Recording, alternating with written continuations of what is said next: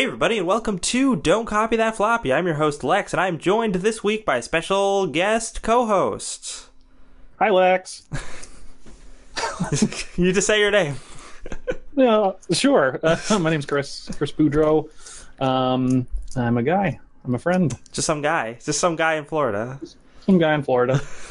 I'm a former video game website writer, sometimes freelance video game writer, musician, dungeon master, forever until the end of my times. Yeah. A true Renaissance man is how I think I should start describing Chris Boudreau. A truly unpaid Renaissance man. Yes, exactly. So we are a video game news podcast broadcasting live Fridays, 7 to 8 p.m. Eastern Standard Time on chipbit.net and twitch.tv/DCTF podcast. If you want to find us on social media, you can do so typically by searching DCTF podcast or Don't Copy That Floppy podcast. We've got stuff like Twitter, we've got Facebook, we've got the aforementioned Twitch, and iTunes and YouTube. You can find show archives on a bunch of those places, such as iTunes and YouTube, and also on chipbit.net. So if you want to go give that website some traffic, I'm sure our benefactor would very much like that.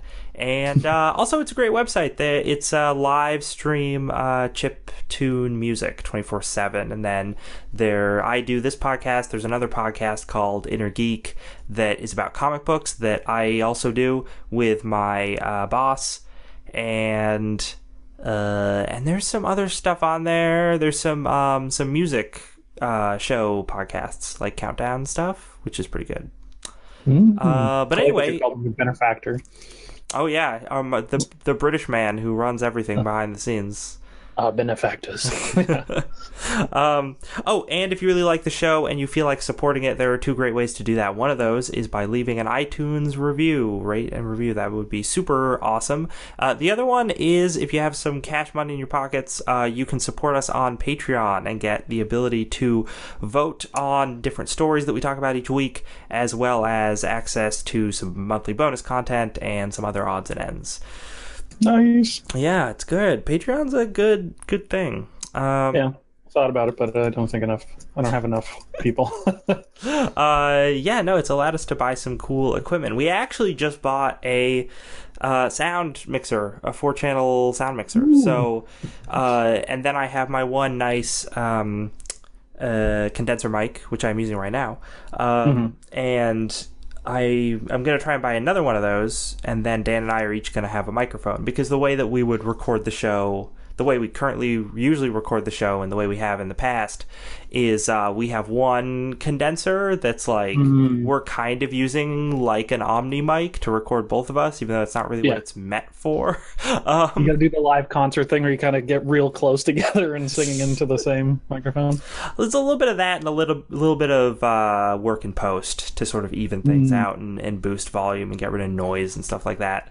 But yeah, so pretty soon we're both gonna have individual microphones. It's gonna sound great, I think. Nice. Excited. So anyway, the stuff we have to talk about today, we have some stuff about No Man's Sky, because everyone was still paying attention to that game. Also, news about the new Crash Bandicoot Insane Trilogy and how everybody loves it. For some reason. Some quick news about Summer Games Done Quick. There's a whole controversy around Ark Survival Evolved again. Also, Valve decided to ban a lot of people.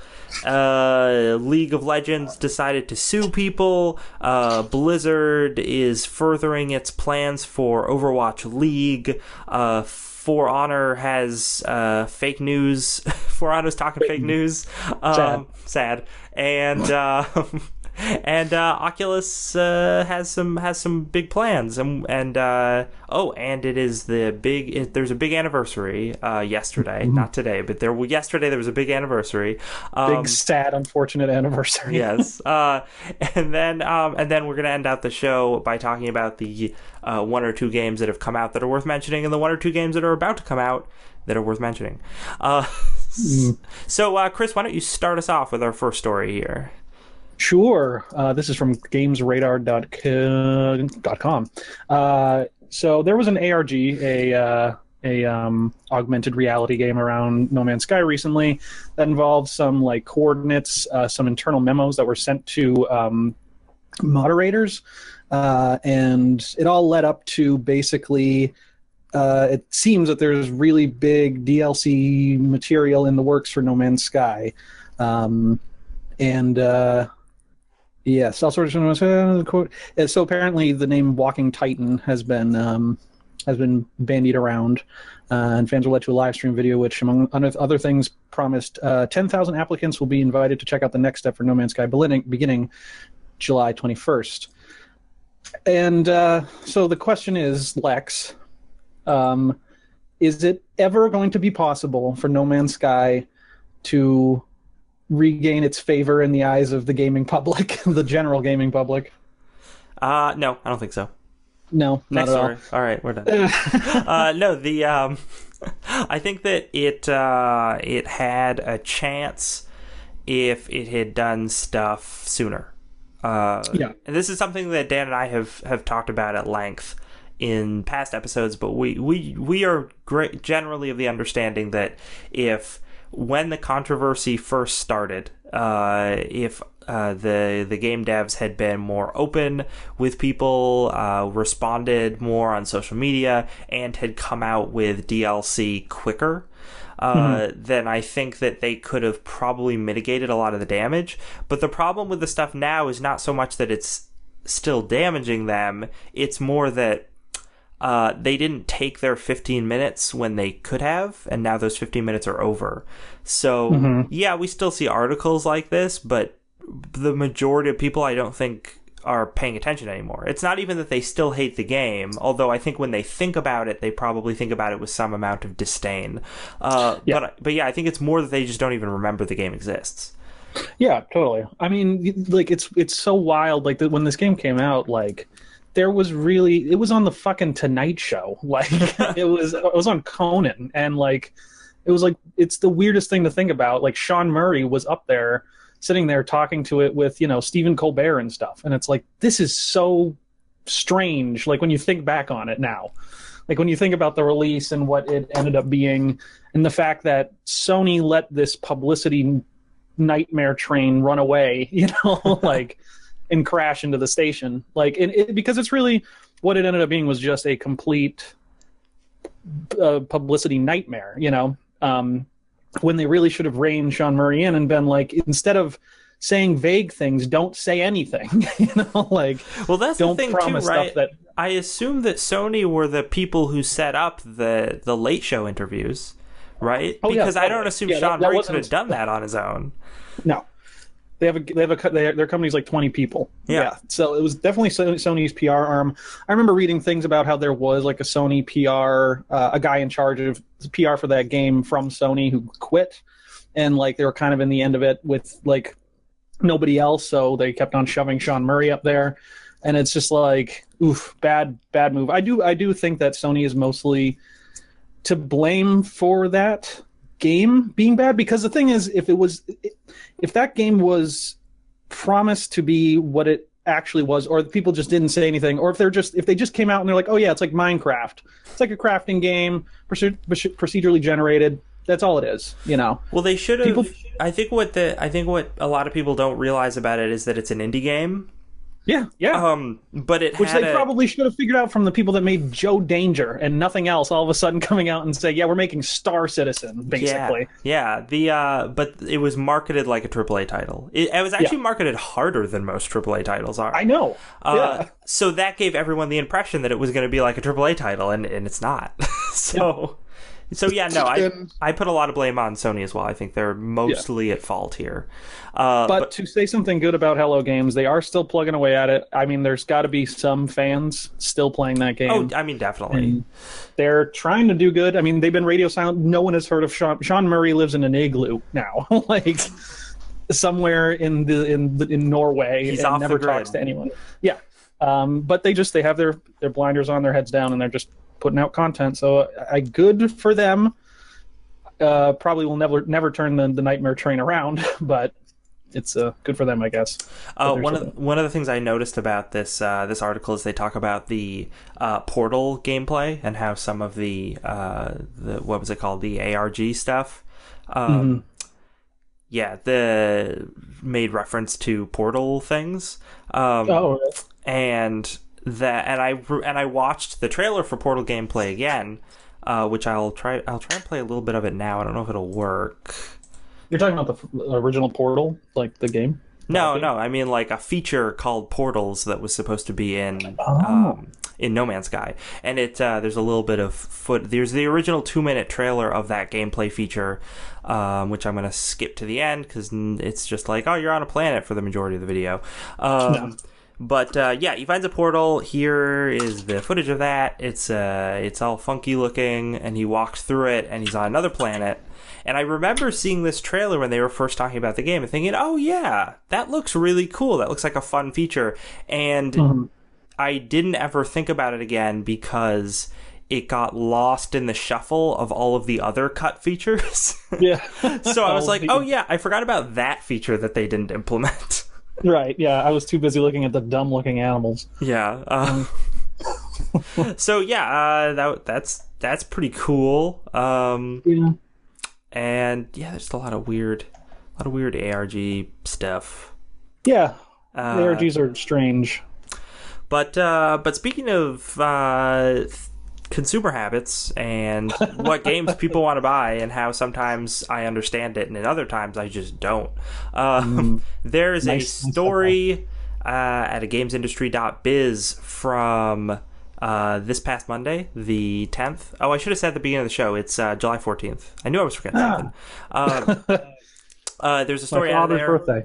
about Crash Bandicoot, the Insane Trilogy, and how it has gone. It went on sale not the beginning of, like last week, I think, maybe the week before. And at least in the UK, and I'm pretty sure these sales are somewhat similar in North America, but in the UK they love it. They're buying it like crazy. It's still holding at #1 on the sales charts. And it's a re-release of 3 N64 games? Were they all for N64? PlayStation 1. Oh, okay. Well, it's that era. Yeah, it was right around the same time that Super Mario 64 and like Nights into Dreams was coming out, and it was basically it was Nintendo, Sony, and Sega all trying to figure out how to do 3D games at the same time and coming up with different conclusions. But yeah, because it was made by Naughty Dog. Yeah. So it's because I never played any of the original Crash Bandicoot games, but I did play a lot of Crash Team Racing. Yeah. Because in college, one of my friends was like obsessed with that game, so he would usually make us play it. But yeah, it's pretty crazy because it's going up against like things Overwatch, like Overwatch, Grand Theft Auto 5. Battlefield 1. Yeah. And it's outselling all of them. And granted, those games didn't just come out, but this game didn't technically just come out either. No, it didn't. So I'm amazed that it is doing as well as it is, because I remember when they announced it at E3, Sean Layden came out and he was like, "Yeah, we're remastering Crash, and he's in Skylanders," and it's like, who gives a flying fuck? Like, I really did not think that anyone gave a shit, but I guess there's a lot of people our age, that played that stuff and were really into Crash, Like, I just remember I played the original games and I never liked them because they're not particularly good. I don't know if the remakes are good, but like I remember him more as a mascot than a game, like, yeah, that's usually how I think of him too. And part of that might be because of Crash Team Racing and sort of the theory behind a lot of those racing games in a similar way to Mario Kart, whereas you take a bunch of mascots and put them in a like party racer game. Yeah, totally. So yeah, I think of him that way a lot too. Apparently the remakes or the remasters are harder a little bit. I was reading because they're pretty fucking hard games originally. Yeah, because I guess the the way the hitboxes work is like slightly different now, because of the higher resolutions or whatever. I don't understand video game design. But the hitboxes are a little more difficult to deal with, so it's a little bit more difficult to get onto ledges and place jumps and stuff, which is a big part of the game. Interesting. So that's, but people are happy about it. It's I think weird. it speaks to this larger trend that like nostalgia is a big cash cow, especially now. Which we saw because it is people our age. It is people in their mid to late 20s to mid 30s who have disposable income. Like I guess this is nothing new. I guess this happens in waves. It happens in fashion. It happens in media, where we're getting old. We're losing the grasp of our childhood. It's fading into the distance, and we're like becoming real sad individuals. And like they're like, yeah. So let's market to that. Let's try to make you remember your youth. And we're like, hey, here's all the money that I should be saving for other things. I'll spend it on the memories of my youth. I mean that's why Final Fantasy VII is getting a remake that's coming out sometime next, millennia. Mm-hmm. It's why the NES Classic sold out immediately and then continued to sell out, and why the Super NES Classic will be the same. Yeah, I didn't buy an NES Classic. Well, I couldn't buy one, but I didn't want to buy one either. But the Super Nintendo one, I will probably get one, even though I still have my Super Nintendo. I was gonna say, like, a lot of those cartridge-based systems, like, they're pretty tanky. They still hold up. It's the controllers with, like, the N64 controllers will die because of the joysticks. But other than that, usually those systems hold up pretty well. I wonder if they're going to make an N64 Classic. That would be interesting. I don't think we'll see that for a little while, but... Probably not. But anyways, back to the story. There is a couple things I wanted to mention on the list. One is, holy shit, Grand Theft Auto 5, is it ever going to go away in terms of top sales on everything, No, it's just like Skyrim. It'll never die. I know. And I know that's mostly because of the online, and there's a lot of people still playing the online, but... It still blows my mind. Like, it's always topping the charts in NPD sales. It's always topping the chart in Steam sales. Apparently, it's great in UK still. The other thing that they said that three Activision Blizzard games are in the top sellers. So I'm sure they're feeling great about life. And what is Micro Machines? I have no idea. I mean, I know what Micro Machines are. They're little cars. Right. But, so I assume it is a racing game where you play, where your car is like a little car, modeled after the plastic cars, which is kind of fun. Sounds kind of fun as like a kid's game. Fun. Yeah. But why is it doing so well? I have no idea. The other thing is, like, sometimes the UK sales charts are, like, not indicative of other sales charts because people in the UK are weird. They are weird folk. That's right. This channel is hosted out of the UK, and I'm calling all you people weird. I'm calling you out. America, we got freedom over here.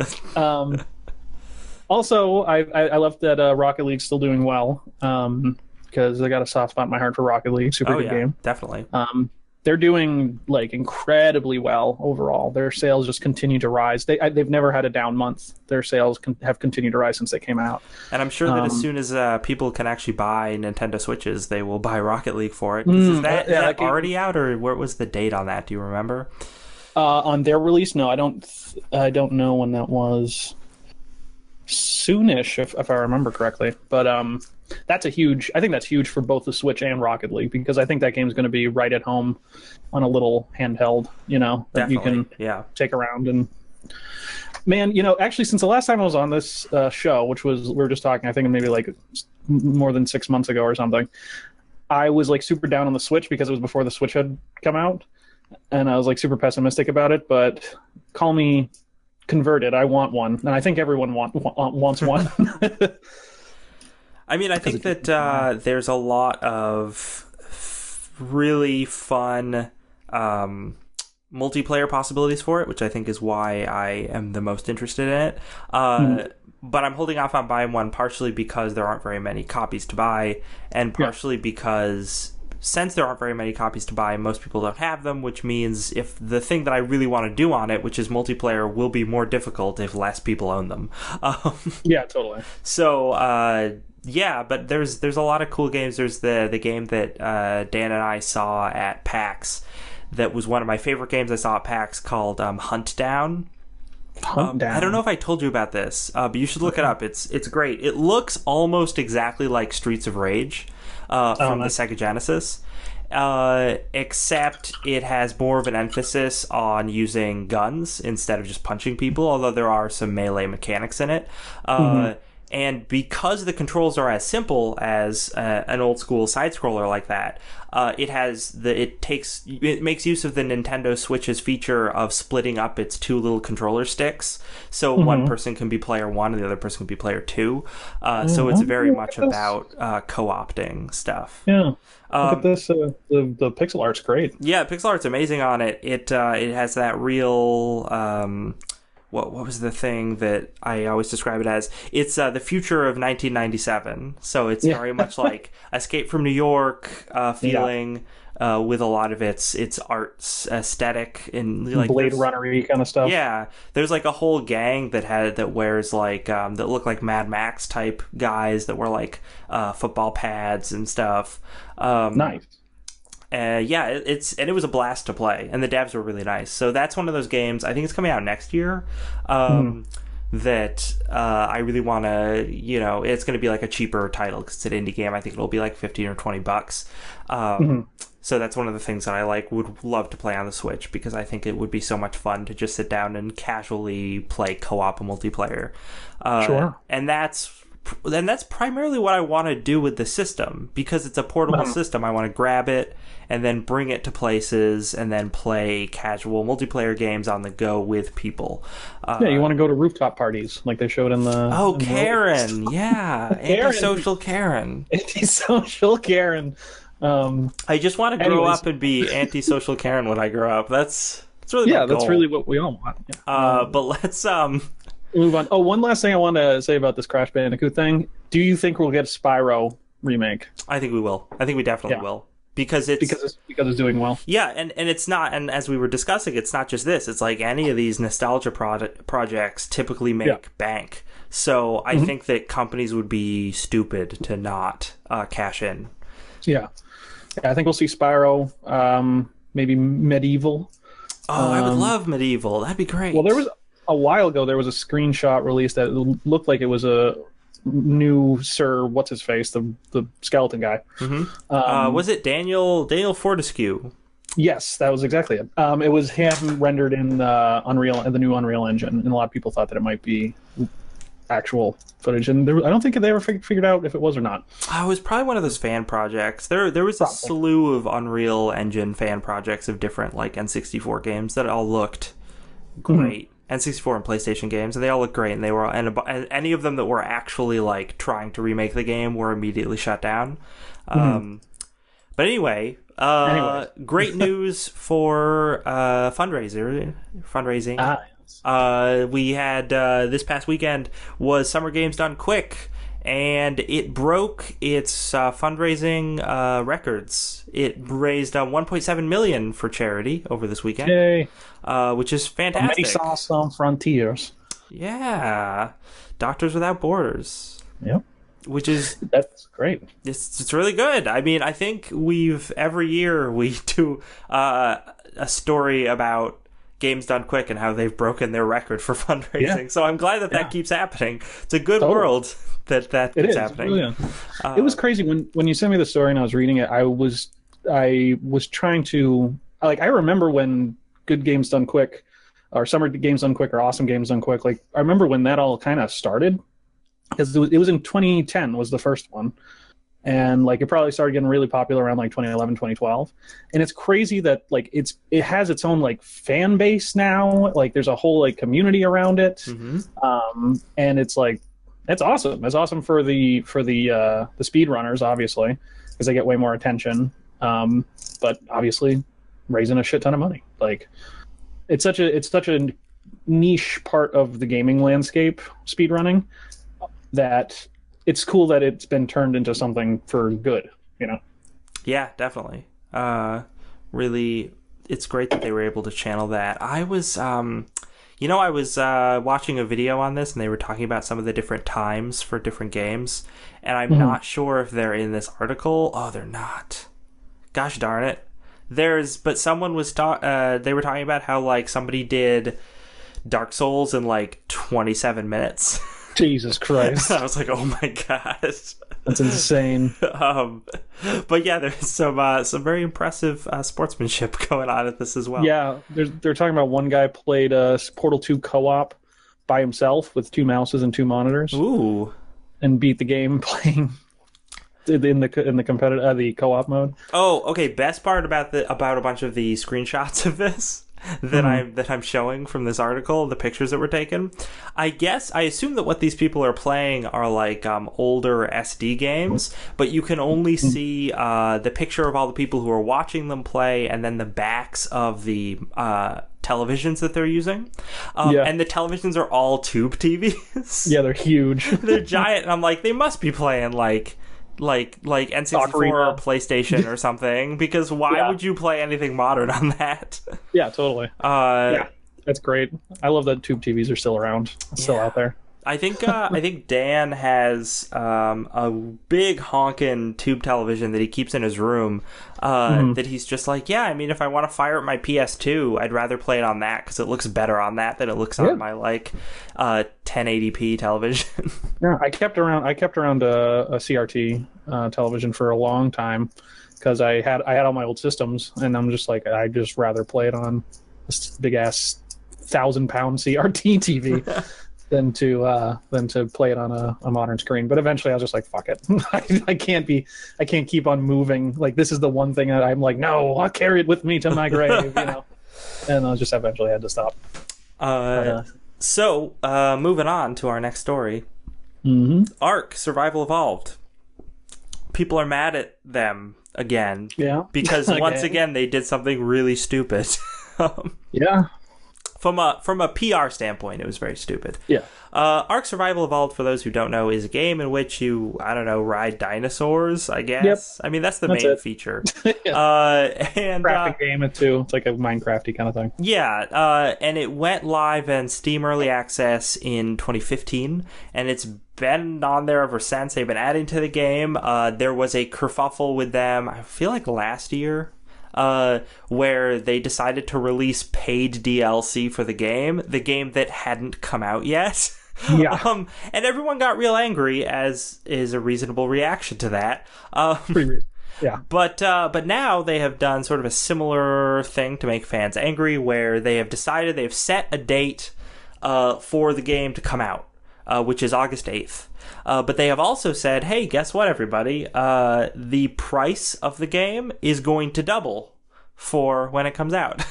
Or maybe it doubled now, but I think it doubles when it comes out. I could be wrong. I think it is doubled now. Oh, okay. For the pre-order. But it was a $30 game, and it's now $60. And a lot of people are really mad about this, and I think they're mad for a multitude of reasons. And I think one of those reasons is not fair, and is sort of a product of gamer entitlement. And the other reason is perfectly not gamer fair. Entitlement, Lex. Oh no! Oh no! Everyone will flame us on Twitter. But and the other reason is totally fair. And the unfair reason, I think, is that a lot of people are like, I expect this to be cheap. This was always cheap before. I don't want it to be less cheap now. I feel annoyed that I have to pay for the things that I like. Number go up, me feel bad. Yeah.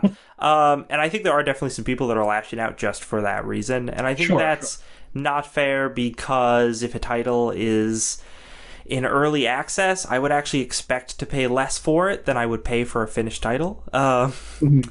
Because it's not finished. I think doubling the price from 30 to 60 is still a pretty tall order, but under certain circumstances, I could understand that.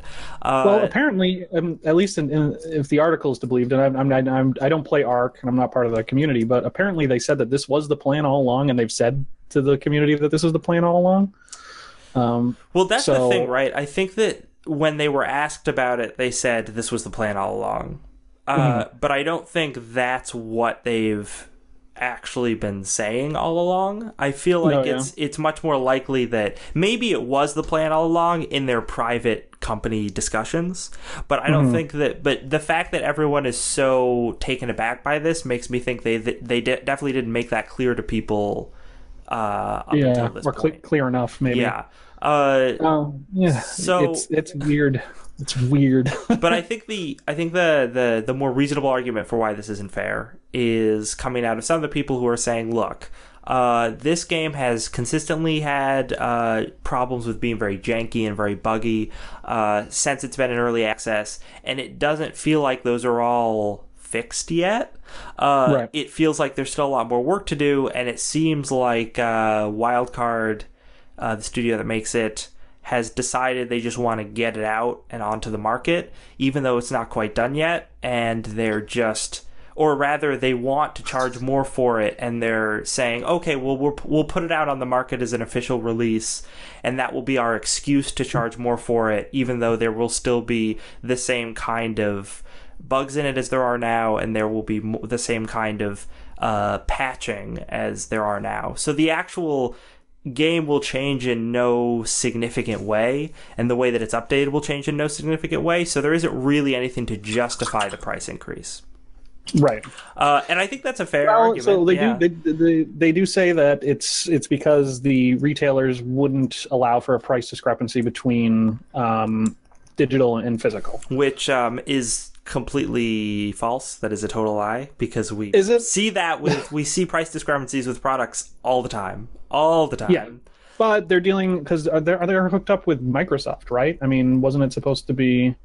Aren't they like published by Microsoft or something like that? I'm not sure about that. I could be wrong, but I thought they had some kind of exclusivity deal or some shit. Actually, I think you're right. Yeah, I think Microsoft is behind some of this stuff. But it may be bullshit that there's the price discrepancy, and that brings the point that I thought of when I was reading this, is that if that's the case, then why have retailers anymore that sell games? Why have brick and mortar stores anymore? Get out of here, GameStop. Really? Seriously? I know why they exist, and it's because the console manufacturers need them. Yeah. Because they need somewhere where people can buy their console. You can't download a console. You can't download a car. And it sucks, because they get all close and cuddly with people like GameStop, and that's pretty much it. It's just GameStop, I guess. and big box stores like Target and Walmart and shit like that. Yeah. Because they know how they have to push their console, and so that makes developers and publishers pretty much have to be in this loveless relationship with the fucking retailers forever, when if we could just go to, and it's happening, it's going to happen, that eventually it's going to be all digital. Yeah.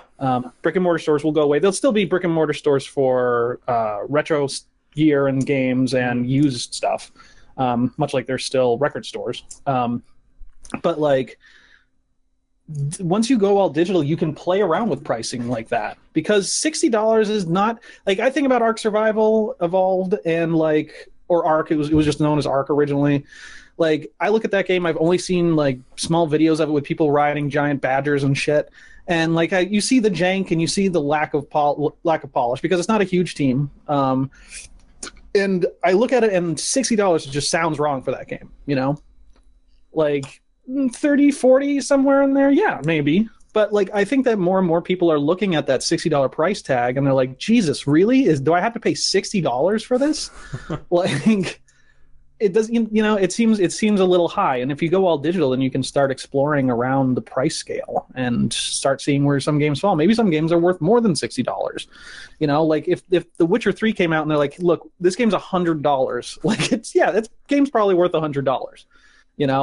But you can go all the way on the other scale too and say, games are micro budgeted, they're really small, and they deserve to be priced justly. Yeah. No, I think it'll be really interesting when we get to the point where brick and mortar stores are no longer really a thing, because I'm sure that people will still be able to buy physical copies off like Amazon or something. Yeah. But yeah, when almost everything is a digital model, I think it'll give the industry sort of the forced shake up in pricing models that I think it's really needed for a long time. Yeah, absolutely. But yeah, also, I want to say that Arc is pretty much like the first of its kind in terms of like, it's like they mentioned this, like there's so few games that go from early access to full retail. Like that is insane. That's true. Yeah. And they deserve some credit just for that, I'd say. Yeah. And I feel like it's been around forever. I feel like it's been in early access for like half my life or something. Even though it's only been 2 years. Yeah, I know. It feels like it's been forever. Yeah, that does sort of feel like that game that's just always been around. But yeah, so speaking of digital gaming and Valve, things on Steam, we've got an article from the 10th from Engadget about some sorta underhanded things that Valve did recently that people are a little upset about, as they should be, I think. So apparently, Valve decided to ban 40,000 cheating accounts, which in itself is a huge number, but there's drama around it, not so much because of the big number, but because of when they initiated the ban. And they initiated the ban the day after the summer Steam sale ended.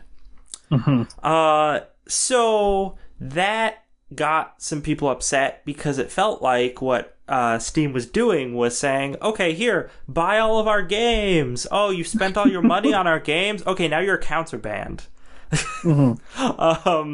So you're never going to play them. Though. If the people were cheating, then No, it's true. I think that there really hasn't been any facts that have come to light saying that any people were banned unjustly. And there certainly are some serious cheating problems on some of the games on Steam, so I understand that. It's just, it seems really slimy, the timing and how they did it. Well, yeah, it does. It definitely does. It does seem that way. I can also see it from their perspective, where after one of their sales, like I buy a shit ton of games on Steam sale that I never even play, but I know a lot of people wait for that time to play something that they really want. So they must see such an influx of players in their games that like they're probably like, okay, we have to issue a pogrom to all the cheaters now, and we have to make sure we get rid of them like now that the numbers are high, you know, so that the baseline stays okay. But it does also seem like a little, it's a little can be looked at as a little suspect, I think. I can also see it as a deterrent tactic, in the sense that like, okay, during the Steam sales, hundreds of thousands, I don't know, probably not that many, but a lot of people bought Counter-Strike, I'm sure. And if on the first day that they log into Counter-Strike, all of the people on Counter-Strike are talking about how someone they know has just been banned for cheating and how it's like a big deal and how all these people are getting banned, those new players will then think twice before cheating in that game because their first experience in that game was that. So I can understand that. But yeah, no, it also just sort of feels like Valve was like, oh yeah, now we've got all your money, you can go ahead and not play these games. Yeah, you can go ahead and get the fuck right out. Yeah. So I also never knew that VAX was Valve Anti-Cheat, and that's what it stood for. I never knew that. Yep. One thing that I guess is interesting, they don't mention what the majority of games that people were getting banned out of. No, not in this article. I was looking around and I didn't find anything that specifically pointed to that. I don't know. Maybe we don't have data on that. Yeah, because I mean, VAC is only in Valve games, so it probably would be Counter-Strike, Left 4 Dead 2 if people still play that. DayZ. Team Fortress. DayZ. Yeah, I mean, like, I wonder. I guess I'm not a cheater, so I've never cheated. I don't know how the Valve anti-cheat system exactly works. I just always remember seeing it in like old Counter-Strike days. But I wonder if games like PlayerUnknown's Battlegrounds and shit use it as well, or if they have their own system for that kind of stuff. Oh, maybe. But it's interesting. It's a little bit of drama, and we're just gonna keep rolling into more drama. More drama. This time, including League of Legends is involved. I grabbed a story from Mashable from the 12th. I could have probably used a different source, but you know Come what? on. We're gonna roll with it. League of Legends. Give Kellen Beck some, credit here. Yeah. League of Legends, developed by Riot Games, got real upset recently because they decided they want to crack down on clones, different MOBA clones, of which there are lots. And they specifically decided to crack down and sue Shanghai's Moontune technology. Moontune! It's weird. In Moontune, in their statement that they give farther in this article that I'm going to show in a second, they refer to themselves as Moontun. There's only one O in the second in the later part of the word, and that's them saying it, so that makes me think that the rest of the article might be a typo. I'm not sure. I don't know. Anyway, I hope it's Moontune. Moontune technology. So copyright infringement here, and they were saying Moontune, who makes Magic Rush : Heroes, Mobile Legends : 5v5 MOBA, and Mobile Legends : Bang Bang. Bang Bang. And Ryan, by the way, when I first read this, I thought Magic Rush Heroes Mobile Legends 5v5 MOBA was one title. That would have been great. That's the best title. And do those sound like MOBA clones? They do. No. The game that literally is called 5v5 MOBA? No.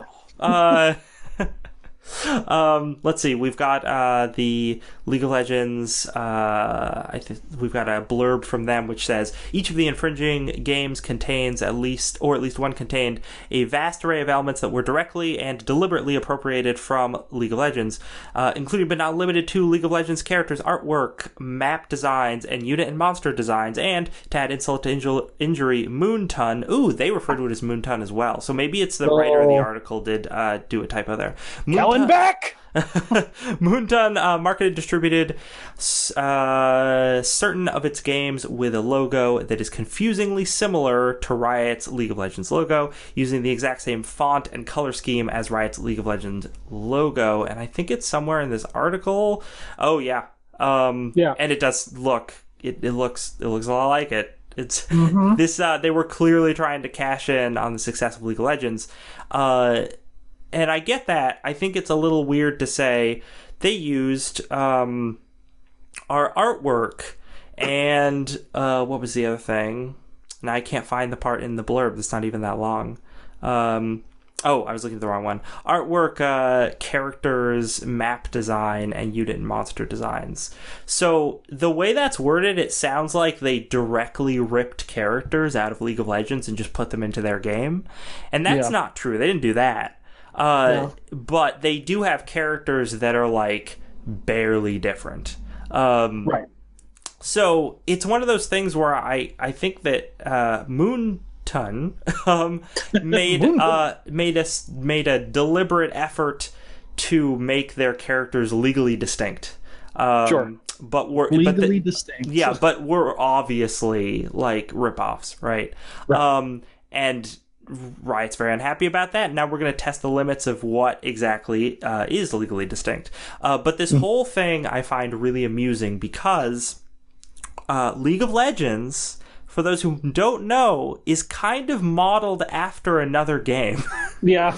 The game Dota it came out first, and League of Legends modeled their entire game off of that, and then broke off and became a wildly successful company. Yeah. So same with Heroes of New Earth too. That was a game that came out. So it seems really hypocritical of them to be doing this. Yeah. It really wouldn't. I could understand how it wouldn't be hypocritical if, like I said earlier, another company like directly took a character with the same name, with the same design, or directly stole artwork. Then I'd be like, oh yeah, of course, that company should be sued. But it doesn't seem like that's what's happening. It seems like this company is just doing a basically the same but kind of different thing, which is what League of Legends did when they made their game. Absolutely. It's also, that's like modus operandi when it comes to any popular like genre, like new genre that comes out. Yeah, like, and especially with MOBAs. Yeah, with MOBAs, card games recently, it's like, oh, is it another Hearthstone game? Yep, Like, definitely. So what's interesting, though, is Moonton's statement about this. Because not only did they deny it, but they denied it in a really odd way. So I'm going to read the statement for you. Official statement. Recently, some media have published negative and unreal reports against Mobile Legends. Here is the statement of Moonton, : Mobile Legends is a MOBA game that is developed by Moonton independently, and its copyright has already been registered and protected in multiple countries all over the world. Moonton has independent intellectual property rights. Mobile Legends and all the users will not be affected by these unreal reports, and we will keep providing the best gameplay experience to players all over the world. Meanwhile, for some media and competitors who have spread the unreal information and rumors against us, we reserve the right to protect ourselves and pursue legal actions. So it seems like they're not even as mad about Riot Games coming after them, so much as they're mad that the media has reported that Riot is coming after them. So Moonton is really the Donald Trump of the video game development industry. The Chinese Donald Trump of video games, yes. Right, yeah. It seems like with the whole Unreal thing, it seems like, like those Korean badly translated English t-shirts where it's like, I am hamburger friend. Yes. Shit like that. That response seems like a Donald Trump tweet or response that's been badly translated and then translated back. What's also interesting about the end of it is they're saying, we will countersue, effectively. Right. And I think that would be kind of interesting, actually, if they did. Also, I'm not a copyright lawyer, but, it's obvious that they are trying to look as much as they can like a popular MOBA. Mm-hmm. But if it is legally distinct, then it's like they have the right to do that. And what I would love to do, because as you were saying earlier, is that this happens with all sorts of game genres, it would be really nice if they countersued and we had a big court case to set precedent for this. Because it would be great if the lines were drawn very clearly as to what is copyright infringement in terms of clone games and what isn't.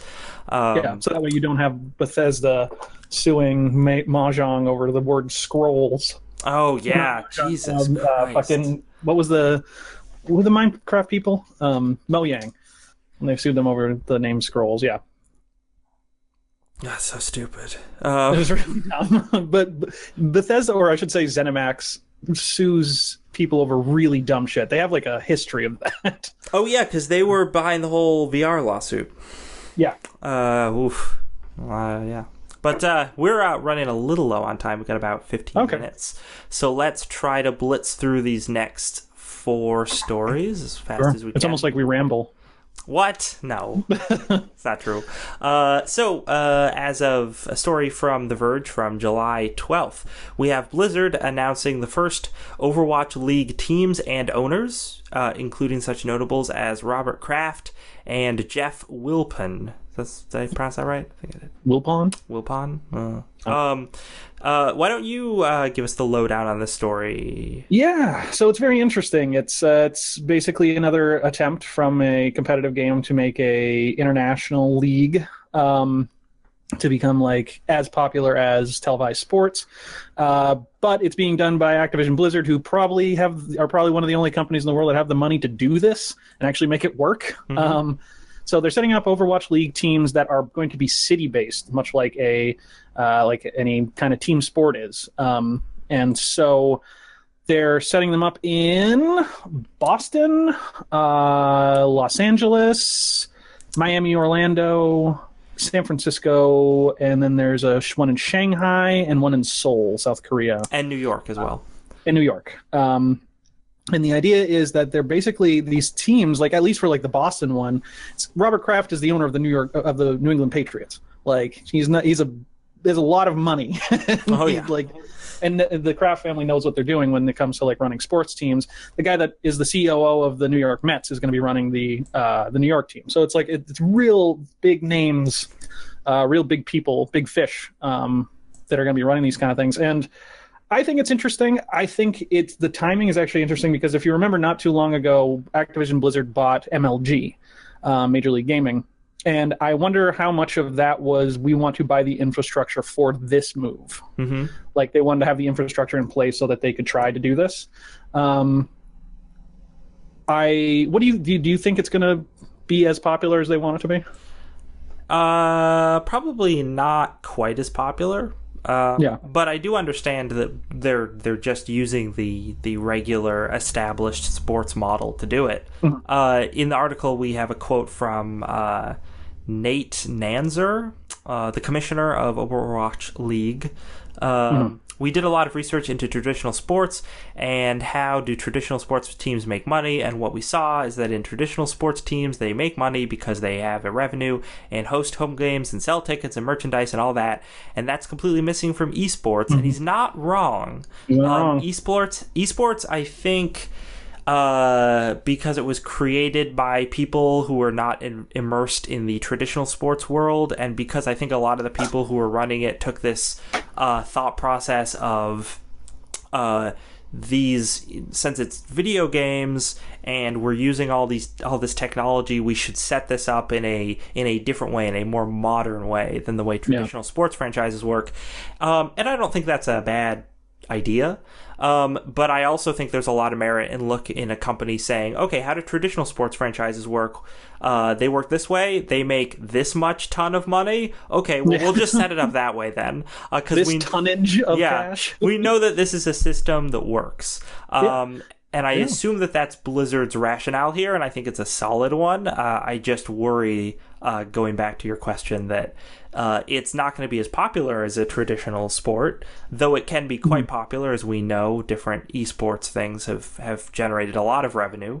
But I think that the way people watch esports is typically through streams. So to be like, oh, okay, we'll host home games and sell tickets. I'm not going to drive to the Orlando arena to watch the Orlando Overwatch team. No, you're going to turn on Twitch, just like everybody else. So I think that might end up being a misstep for them, but I don't know. There's also something in this article I wanted to point out that I thought was very interesting. That there was an ESPN report about how Blizzard wanted a $20 million per team buy-in from owners. Yes. And with no revenue sharing until 2021.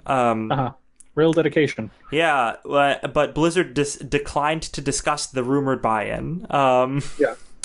But noted teams will have a big opportunity. So I think it's funny that there's a rumor that it cost $20 million to buy into this, and then they announce the league, and all of the owners are people who could fork over $20 million, and then they're once again asked, "Oh, so was that $20 million buy-in real?" And Blizzard's like, "Oh, we don't have a comment." And I'm like, "No, that was definitely what the buy-in was." Yeah, or something around that. Yeah, I understand that, though. It's like because it's the thing. Like I said at the beginning, like I feel like forever people have been wanting esports to become a mainstream, as popular as televised sports thing, and I think that the only way to do it is to just throw a shit ton of money at it. And I think Blizzard is one of the only companies that can do it.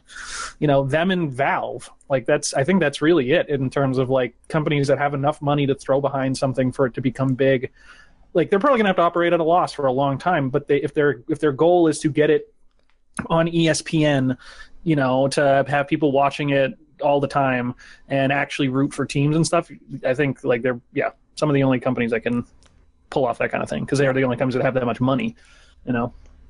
Also, final note on this: I just think it would be cool to be like, oh, in the way that traditional sports work, I can be like, oh, I'll root for my state's team because exactly that's what I thought too. Yeah, because I usually don't give too much shit about esports. Besides, Evo's fun to watch, and I used to watch StarCraft when I played it. Yeah, but as soon as I read this, I'm like, oh, that's neat, because I'm going to be like, oh, yeah, I'm going to root for the Boston team because I'm from Massachusetts. Yeah, because now you have a personal connection. Because I think that the personal connection people had to esports up until this point was if the pro player that they watch stream all the time was on a team, then they would feel a connection to that person because they watch them all the time. But now I think if people are saying, oh, it's my city's team or it's my state's team, that's much easier for people to feel that connection, so it could potentially draw more people. Civic pride is a stupid, but very powerful thing. Very powerful, yes. So, let's see here. What else we got? Fake news, sad. Fake news, sad. Story from Game Revolution from yesterday, July 13th. For Honor rep calls reports of low player count, quote, fake news. So this is a quick story and a very silly story. Basically, as our show reported on a while back, For Honor's player levels have fallen pretty low since the game's launch. And we could have a discussion as to why that happened. I think there are a multitude of factors. We're not going to have it now because we're low on time. But what's interesting is that people have continued to report on how the player base keeps dropping, and there's solid numbers for how many people are playing. This article should state it, but I don't know. Oh, geez, yeah, they lost 95% of their player base on Steam. And it lost 62% of its viewers after just 1 week. So yeah, this was definitely one of those. It was definitely a game that everyone was super excited about when it came out, and interest dropped off very quickly. And Ubisoft, who are the publishers of this game, Ubisoft, yes, ubiquitous software. They decided to issue a statement about it in which they said that reports of the 95% drop off in players were fake news. They straight up used the term fake news. That's great. And I just read it, and I thought, God damn it, that's the world we're living in now. That's the world, Where people can just say, what, that fact? I don't believe it. I don't believe it. Well, so I did a little bit of digging on this because I did remember seeing something that was interesting last month when last month's NPD numbers came out. For anyone that doesn't know, NPD is a giant research organization that follows consumer sales of video games. Year to date, 2017 year to date, the top 10 games that have sold so far, For Honor is number 2 in terms of sales, which is crazy. It's above The Legend of Zelda Breath of the Wild. Oh, man. It sold more year to end. It's been out longer, to be fair. But just for instance, number 1 is Tom Clancy's Ghost Recon Wildlands. Number 2 is For Honor. Number 3 is Breath of the Wild. Number 4 is Horizon Zero Dawn. Number 5 is Grand Theft Auto 5. I'm surprised Wildlands is number 1. I haven't heard a lot about that game. That's the thing, Lex, is that that's what I thought too. But the fact of the matter is that the gaming landscape is so wide, and there's such a vocal minority. Even a lot of people use vocal minority in a bad way, but there's a vocal minority. You get in a bubble, like an echo chamber of people that you talk to, and I think that it's easy to say something like, "Oh yeah, no one plays For Honor," or "No one's talking about Wildlands." The people you listen to aren't talking about Wildlands, but there may be a shit ton of people out there that are actually playing it. Well, no, I mean, I think that. With Wildlands, that's totally fair. I feel that way about a lot of the Call of Duty games, where I don't know the people who are playing them, but I see the sales numbers. I recognize that people are playing them. But For Honor, I mean, we're talking about two different things when we're talking about sales numbers and about people logging onto the servers on a regular basis. Yeah, I just wanted to put it in perspective that it's they probably still made a lot of money. Yeah, there's probably nobody playing it now. Their servers are probably dying, but and I only say that because I was shocked too when I read the NPD numbers. I'm like, really? For Honor's up there? That's fucking weird. It was man, it was a huge hit. People were real hot for it for that couple week period. A hot second. Which Ubisoft should just take pride in that. Maybe they don't have good player retention, but they took this game that was. I mean, I don't want to call it an indie title. It's a little higher than that, but it's definitely not a AAA title. It's a double A title. Yeah, it's like what Yeah, Like what your Ks used to be and stuff. it's a solid AA title, and it made them probably way more money than they expected in terms of those sales numbers. So I think their best strategy would just be to shut up and and just take their money and just go start working on something else. Yeah, totally. Like the fucking Black Flag game or whatever it's called. So let's see. We got we're just about out of time. We got an Oculus story that I kind of want to skip because we're pretty much out of time. The short and long of it is they want to make a real cheap Oculus that has no PC attachments, and I personally don't think that it's going to be possible. Oh yeah, they want to do it for $200, and they want it to come out next year or the year after. Yeah, next year, 2018. Sounds pretty much impossible. But we'll see how that shakes out. Yeah. But there's an anniversary. Came around this year. It is, I think they call this the Wood anniversary. This is the 30th. Metal Gear's 30th anniversary is today, but the story is from yesterday. So Metal Gear's 30th anniversary was the 13th. Yes. 1987. To remind people, if you're thinking, wait a minute, I know math, and Metal Gear Solid came out for the PlayStation 1. That wasn't 30 years ago. Well, what you probably didn't know, young Jimmy, is Metal Gear Solid is not the first Metal Gear game. No. Metal Gear is the first Metal Gear game. Came out in, as you said, 87 for what, the Nintendo? MSX2 computer. Oh. Was the original, which is a console that no one's heard of. It was primarily it wasn't a big thing in the States, I don't think, the MSX computers. But it eventually did come over to NES, the first one, and then got Snake's Revenge and Metal Gear 2 Solid Snake, and eventually Metal Gear Solid in 1998.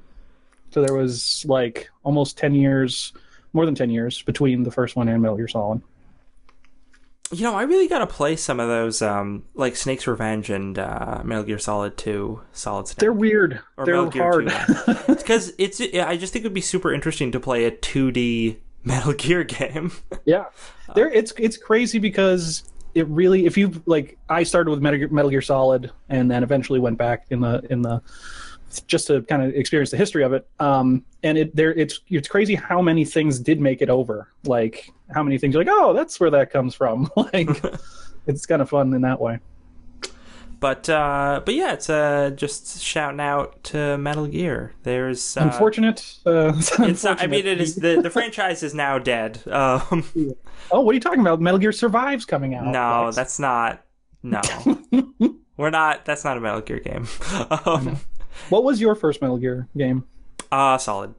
Yeah. What's your favorite? Probably still Solid. Yeah, same here. I played Solid. I played Metal Gear Solid 2. I think for the or no, wait. What did I? Which one? There's an image of it now. I can look at all of them. It's not going to load properly. It did. It just loaded really small. There we go. Okay. Yeah. So I played Solid. I played Metal Gear Solid 2. Sons of Liberty, which I bought for the Xbox. Ooh. And the Xbox port to that worked pretty well, actually. I didn't actually know there was a port to that. Yeah, and then I only played a little bit of Snake Eater, but I heard really good things about Snake Eater. It's one of those games that, like, at some point I'll, buy a used copy for PS2 and play the whole thing. Snake Eater! Yeah, people talk about it very fondly. I feel like if I played that all the way through, I probably would be saying that's my favorite one. But then I didn't play any of 4. I didn't play any of the new one either. Really? But I've watched, but that's only because like I don't have the console or computing power to play them. Yeah. They look cool though. I watched all of 4. I watched the movie. Oh, you watched the movie of 4, yes. Yes. So I got the idea of the nanomachines and the Fox die. As crazy as ever. As insane. 30 years of insanity, really. There's some great art that people were posting. Yeah, this article has all sorts of great Twitter post links to things people posted. Yeah. Too bad they're assholes. Konami are. Yeah. No, I mean, I just make myself feel better by pretending the series is over, and yeah, that's it kind of is. It basically the story's is. over. Yeah, they wrapped it up. But yeah, so nice little mention there. Game before the show ends. Games that just came out. We had on the 11th we had Final Fantasy 12 The Zodiac Age for PS4, which people are saying is like a really good remaster of that game. Yeah, that one snuck up. I didn't know that was coming out, and then I heard. I'm like, really? Are you doing that? Yeah, I did. I hadn't heard a whole lot leading up to that. And I love 12. I think that's probably one of my favorite Final Fantasy games. It's better than 10, but I still I had some problems with it. It was the story of Star Wars. I mean, that's true. Yes, but I love Star Wars. I'm fine with it. Yeah, it's a copy from the best. So that came out.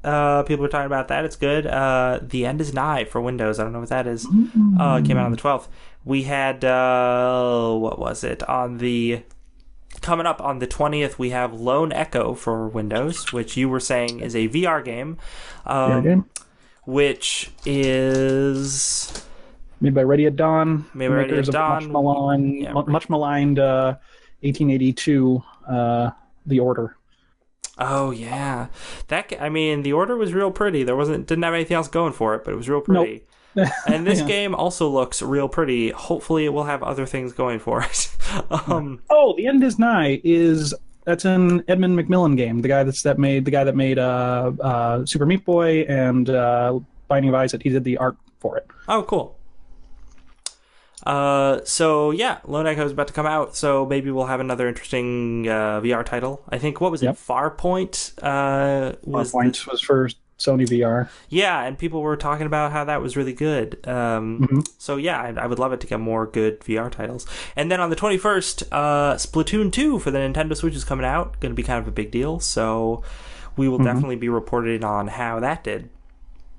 And lest we forget, Lex, there's a Wii U game coming out, being released on July 14th. Oh yeah, it's not listed on Wikipedia because it wasn't a big enough deal. Wikipedia didn't care. Reptilian Rebellion. It looks awful. Okay. Yes, that's all. Yes, it's Chris here from the Wii U corner. Did you forget about that paperweight that you have? Well, guess what? There's a game coming out for it. That fucking Fisher-Price toy's been sitting in your closet collecting dust? Yep.